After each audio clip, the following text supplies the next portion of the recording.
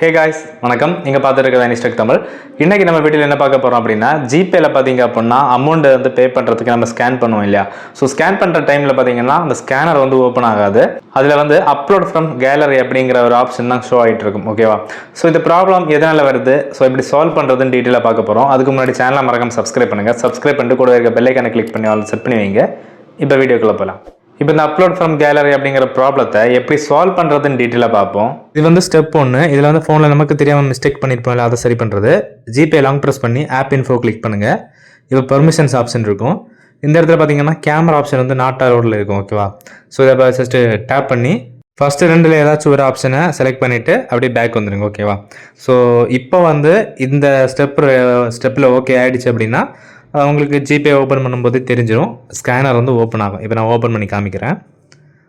Okay, நான் second option கொடுத்தனால permission கேட்டுச்சு. ஓகே, இப்போ பார்த்தீங்கன்னா கேமரா வந்து ஓப்பன் ஆகிடுச்சு. ஓகேவா? ஸோ நம்ம வந்து செகண்ட் ஆப்ஷன் பார்க்க போகிறோம். அது என்ன அப்படின்னா சர்வீஸ் சென்டர் பேஸ்டு சொல்யூஷன் தான், சாஃப்ட்வேர் இஷ்யூ. ஓகே, இந்த சொல்யூஷன் பார்த்தீங்கன்னா service centre based solution. Software issue இந்த மாதிரி ஏதாச்சும் ஒரு ப்ராப்ளம் இருந்துச்சுன்னா இந்த மாதிரி இருக்கும். இதுக்கு ஜிபே பார்த்தீங்க அப்படின்னா நீங்கள் வந்து ப்ளே ஸ்டோரில் போய்ட்டு அப்டேட் பண்ணணும்.